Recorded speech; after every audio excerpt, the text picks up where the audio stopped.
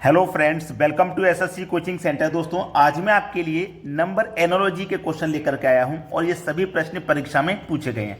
तो चलिए स्टार्ट करते हैं। पहला सवाल है, 253 का रिलेशन 41 से है तो 364 का रिलेशन किस संख्या से बनेगा? इन चार ऑप्शन में से कोई ना कोई एक संख्या है जो क्वेश्चन मार्क के स्थान पर आएगी।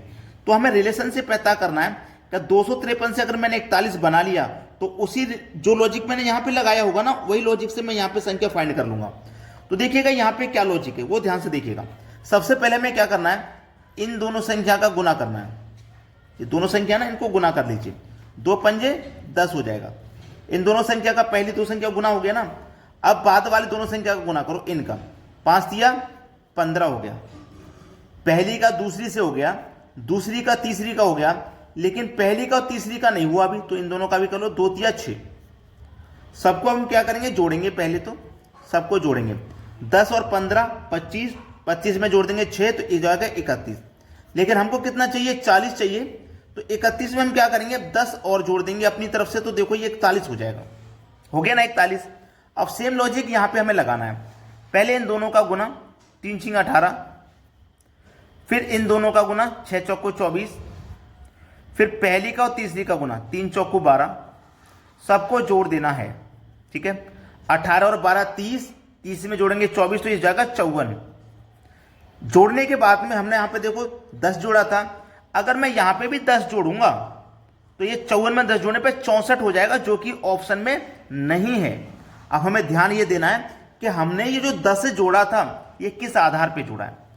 इन संख्याओं का योग जोड़ा है हमने। इन संख्याओं का योग 2 और 5 7, 7 और 3 10। ऐसे यहां पे भी इन संख्याओं का योग जोड़ेंगे। 6 और 4 10, 10 और 3 13, 13 जोड़ेंगे तो 4 और 3 7, 5 और 1 6, आंसर आ जाएगा 67, जो कि डी ऑप्शन में दिया गया। कितने बच्चे ऐसे थे जो इसको खुद से बना सकते थे, कमेंट में जरूर बताइएगा। अब देखते हैं अगला प्रश्न। अगला प्रश्न है, TEX का रिलेशन 46 से है तो DEG का रिलेशन किससे होगा? देखिएगा, सबसे पहले तो मैं इनको नंबरिंग कर लेता हूं। जैसे मुझे पता है कि T मेरा 20 नंबर पे आता है, E मेरा 5 नंबर पे आता है और X 24 नंबर पे आता है। अगर मैं सबको जोड़ूं तो 24 और 20 44, 44 में जोड़ूंगा 5, ये हो जाएगा 49। मुझे तो चाहिए 46, तो ये 49 आ गया। तो मेरे पास देखो कितनी संख्या, 3 1 2 3, 3 संख्या तो मैं 3 घटा दूंगा। पिछले क्वेश्चन में जोड़ा था, यहां घटाया जा रहा है। 49 में से 3 घटा दो, देखो 46 आ जाएगा। ऐसे ही देखो यहाँ पे D कितने नंबर पे आता है, 4 पे, E आता है 5 पे और G आता है 7 पे।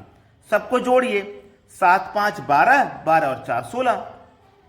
जैसे यहां 3 घटाया था ना, 3 अल्फाबेट थे, यहां भी 3 है तो यहां पे भी 3 घटा देंगे। 16 में से 3 घटा दो 13, 13 दिया गया है डी ऑप्शन में। ये आपके सवाल का हो जाएगा बिल्कुल सही जवाब। अब देखते हैं अगला प्रश्न। अगला प्रश्न है आपका, 532 से 41 बनाना है तो 445 से क्या बनेगा? बहुत अच्छा सवाल है और ये अच्छा है। और इस सवाल को आप इसके लॉजिक को कर चुके हैं, सीख चुके हैं, तो अब आपको कोई दिक्कत नहीं आनी चाहिए। कैसे सीख चुके हैं, मैंने पहले ही बताया था कि पहले आप इन दोनों संख्याओं का गुना करो। 5 दिया 15, फिर इन दोनों का करो, 3 दूने का 6, फिर पहली का और तीसरी का करो, 5 दूने का 10। सभी को जोड़ेंगे, 10 15 25 6 31 हो जाएगा। अब इन संख्याओं का योग इसमें जोड़ दो, 5 और 3 8 और 2 10, तो कितना हो जाएगा, ये 41 हो जाएगा। ये लॉजिक मैंने बताया था ना, सेम लॉजिक यहां पे लगेगा। 4 चौके 16, 4 पंजे 20, फिर इन दोनों का 4 पंजे 20, सभी को जोड़ देना है। 20 और 20 40, 40 में 16 जोड़ेंगे 56 हो जाएगा, 56। अब इनका योग जोड़ना है, 4 और 4 8 5 13, ठीक है, जोड़ दो।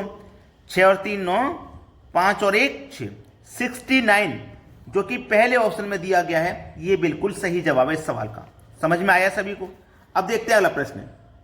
अगला प्रश्न है, RAO का रिलेशन 21 से है, जबकि RAO को अगर मैं नंबरिंग कर देता हूं, जैसे नंबरिंग करता हूं, तो ये 18 पे आएगा, ये 1 पे आएगा और ये 15 पे आएगा। तो 18 और 1 19, 15 जोड़ दूंगा 34। ये चाहिए मुझे 21। मुझे कितना चाहिए, 21 नहीं बन पा रहा। अब एक ध्यान रखना कि मैं इन सभी को एक एक कम करके लिखता हूं, इनको काट देता हूं। जैसे ये मेरा 18 पे आता है, एक कम करके लिखूंगा 17, इसको भी एक कम करूंगा तो ये वापस 1 से लौट के 26 पे आ जाएगा, जेड पे, तो यहां 26 हो जाएगा। और इसको एक कम करूंगा तो ये 14 हो जाएगा। अब ये डबल डिजिट है ना, सबको सिंगल डिजिट में जोड़िए।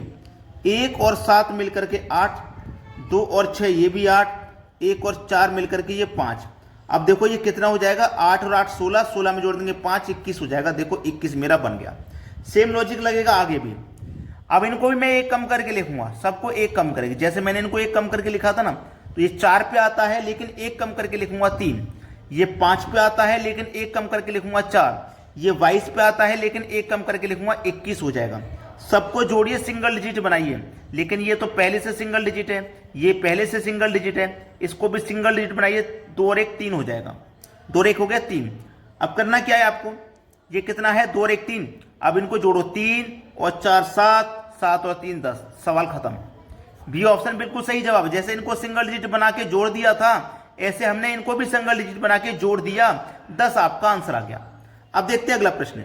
अगला प्रश्न है, ये जो प्रश्न है इसको एक बार आप खुद से करके देखिए। अगर आपने इसको सॉल्व कर लिया तो समझ जाना कि आप बहुत मेहनत करते हैं और आपकी तैयारी एग्जाम के लिए है।